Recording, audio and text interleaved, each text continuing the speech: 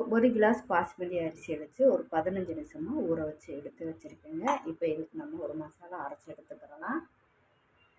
ஒரு மிக்ஸி சாறு எடுத்துக்கோங்க. அதில் கொஞ்சமாக புதினா இலை, கொஞ்சம் மல்லி இலை சேர்த்துக்கோங்க. இது கூட 2 மிளகாய், ஒரு 4 சின்ன வெங்காயம், 5-6 பல் பூண்டு, ஒரு 3 துண்டு இஞ்சி, ஒரு 3 ஸ்பூன் அளவுக்கு துருவின தேங்காய் சேர்த்துக்கோங்க. துருவின தேங்காய் இல்லைனாலும் தேங்காய் சில்லு இருந்தாலும் சேர்த்துக்கோங்க. இது கூட 1 ஸ்பூன் தயிர் சேர்த்து அரைச்சி எடுத்துக்கோங்க. இப்போ குக்கர் சூடானது எண்ணெய் சேர்த்துக்கோங்க. எண்ணெய் சூடானதும் பிரியாணி இலை, 2 ஏலக்காய், 1 பட்டை, கல்பாசி, ஜாதிப்பூ, ஏலக்காய், அன்னாச்சிப்பூ, ஸ்டார் பூ சேர்த்துக்கோங்க.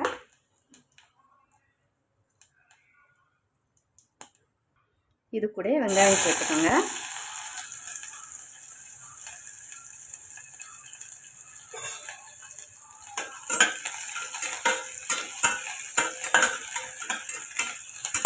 இது கூட நம்ம கட் பண்ண வெஜிடபிள் சேர்த்துக்கோங்க. வெஜிடபிள் எது வேணாலும் நீங்கள் எடுத்துக்கோங்க. நான் க்ரீன் பீன்ஸு, பச்சை பட்டாணி, கேரட் எடுத்துருக்கேன். இது கூட மீடியம் சைஸில் சின்னதாக தக்காளி எடுத்துக்கோங்க. காய்க்கு தேவையான அளவுக்கு உப்பு சேர்த்து 2 நிமிஷம் வதக்கி விட்டு எடுத்துக்கோங்க. இப்போ நம்ம அரைச்ச மசாலாவையும் சேர்த்துக்கோங்க.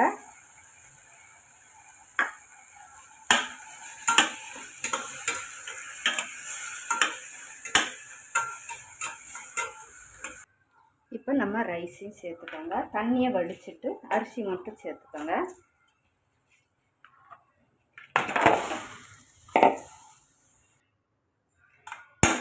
கலந்து விட்டுக்கோங்க.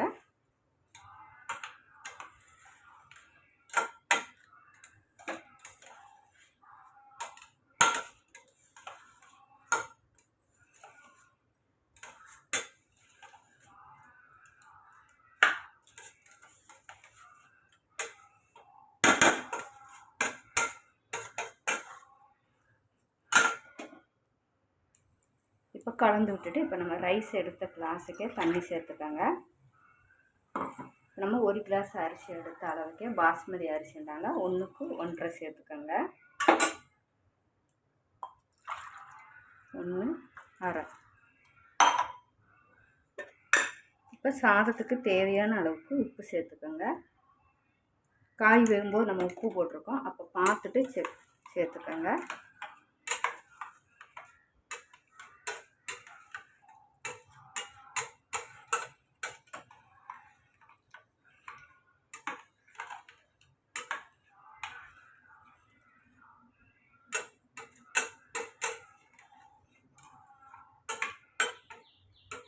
ஒரு கொதி வரட்டும்.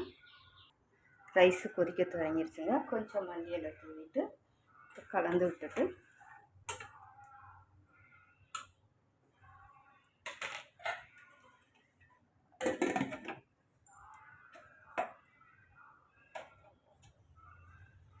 ஒரு விசில் விட்டு 1 நிமிஷம் சிம்மில் போட்டு எடுத்துக்கோங்க.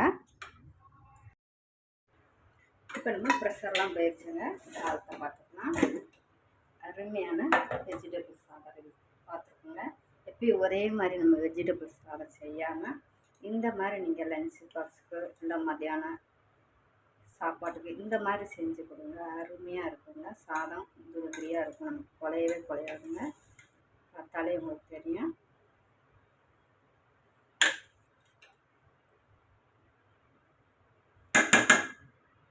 இதில் 1 ஸ்பூன்லேருந்து 2 ஸ்பூன் கூட நம்ம நெய் விட்டுக்கலாங்க. நம்மளுடைய விருப்பம் தான். இந்த மாதிரி இறக்கிட்டு நீங்கள் நெய் விட்டு சாப்பிடும்போது ரொம்பவே பிரியாணியாக இருக்கட்டும், இந்த மாதிரி நம்ம வெஜிடபிள் சாதமாக இருக்கட்டும், எல்லாத்துக்கும் இந்த மாதிரி நம்ம லாஸ்ட்டில் இறக்கும்போது நீங்கள் நெய் சேர்த்துனாக்கும் அருமையாக இருக்குங்க.